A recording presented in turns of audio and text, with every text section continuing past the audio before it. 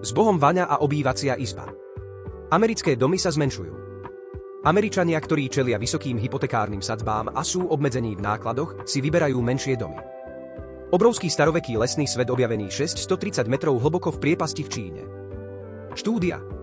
Papierové slamky obsahujú toxické večné chemikálie, ktoré môžu byť horšie ako plastové. Agent daňového úradu zabil kolegu na strelnici vo Fénixe. Kanadská nemocnica ponúka asistovanú samovraždu žene, ktorá hľadá pomoc pre samovražedné myšlienky. Muž dostal pokutu za vydávanie sa za ducha na cintoríne v Portsmouthe.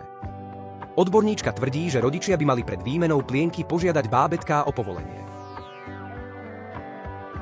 Strávil som 8 rokov a minul 2000 libier na úpravu svojho tela, aby vyzeralo neľudsky. Teraz ma ľudia nazývajú diablom. Muž našiel celé podzemné mesto ukryté pod svojou pivnicou.